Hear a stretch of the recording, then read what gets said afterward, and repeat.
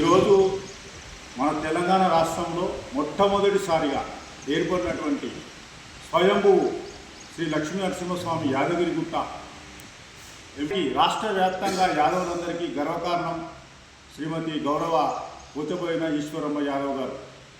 వారికి అభినందన తెలపడానికి మా మహేశ్వరం కాన్స్టిట్యున్సీ నుంచి అధ్యక్షులు మేకల కృష్ణ యాదవ్ గారు, రంగారెడ్డి జిల్లా వైస్ ప్రెసిడెంట్ అయినటువంటి నేను, మీర్పేట మాజీ కార్పొరేటర్ ఎనుగుల అనిల్ కుమార్ యాదవ్, అదేవిధంగా జిల్లాలో కూడా మాజీ ఎంపీటీసీ ఎనుగుల అనిల్ యాదవ్, రావిరాల మాజీ సర్పంచ్ ప్రస్తుత తుక్కుగూడ బీఆర్ఎస్ పార్టీ అధ్యక్షులు జల్లెల లక్ష్మణ్ యాదవ్, అదేవిధంగా స్థానిక జిల్లాలో కూడా మీర్పేట వాస్తవ్యులు జనగి జంగయ్య యాదవ్, దేవుని శ్రీనివాస్ యాదవ్, అభినందన్ గోపి యాదవ్, శివ యాదవ్, అదేవిధంగా వట్టి శ్రీశైలం యాదవ్, అందరం కూడా రవి యాదవ్, సుధాకర్ యాదవ్ అందరం కూడా విచ్చేసి ఈరోజు అభినందనలు తెలియజేస్తూ ఉన్నాము.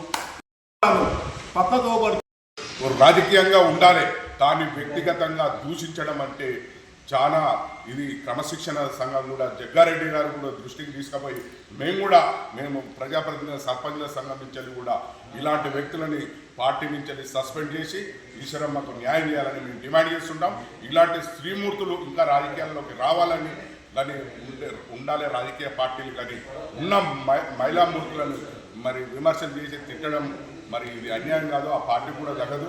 కాబట్టి ఆ పార్టీ కూడా న్యాయం చేయాలంటే ఈశ్వరమ్మ తల్లికి మరి క్షమాపణ చెప్పించి, బహిరంగ క్షమాపణ చెప్పించి కాళ్ళని పాలాభిషేకం చేపించాలని మా డిమాండ్ చేస్తున్నాం. నన్ను అంటారా మీరు?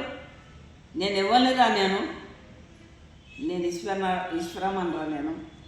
నేను వందలాది మందిని బతికించిన దాంట్లో, నేను వేలాది మందిని బతికించిన దాంట్లో, నేను ఏడికి నా కుల బంధువులే కానీ ఇంకెవరే కానీ నాకు ఏదన్నా గిడగిది ఉంది, నువ్వు మా ఊరికి రావాలి అంటే ఎవరు లేని సమయంలో కూడా నాకేమో ఏం భయం లేదు. నాకు సాగు మీద భయం ఉన్న లైన కొడుకులు 40 మందిని 50 మందిని ఎంటేసుకొని తిరుగుతారా మీరు?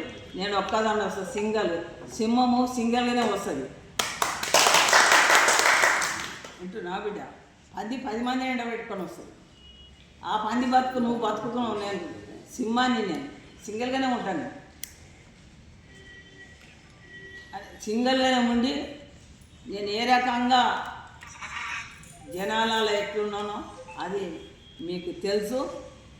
మీకు ఇది కానీ నేను లాలు నోరు వచ్చిందంటే నీ బతికేంద్ర ఒక్కసారి ఎంతమంది ఆలోచన చేసుకో. తిట్టోటోడ ఉంటే నీకు అంత బాలుకుంటే నా ముఖం పట్టుకొని వచ్చి మాట తిట్టనుండి నువ్వు నేను చూసుకుంటుంటే ఇయ్యాల కూడా ఈ వయసులో కూడా. కానీ నీ బల్పు ఆ దేవుడే చూస్తాడు, ఆ దేవుడే అనుస్తాడు. ఒకనాడు కాకుండా ఒకనాడు ఆ దేవుడే వంచుతాడని నా మనసు పూర్తిగా నేను చెప్తున్నా. బిడ్డ మీరందరూ కూడా మీకు శిరసు వంచి నమస్కారం చేస్తున్నా. బిడ్డ నా కుల బంధువులకు ధనం ఎక్కువ కాదు బిడ్డ, కులం ఎక్కువ, జాతి ఎక్కువ. మనకు జాతి బిడ్డలు అంటే 5 రూపాయలు అడుక్కున్నా కానీ 50,000 ఉన్న అటుగా తిరిగా మనుషులం మేము. మాట అంటే తప్పము, మడిమే దింపని వాళ్ళము. శ్రీకృష్ణ పరమాత్మను వంశము, ఆ పరమాత్మనే చూసుకుంటాడు.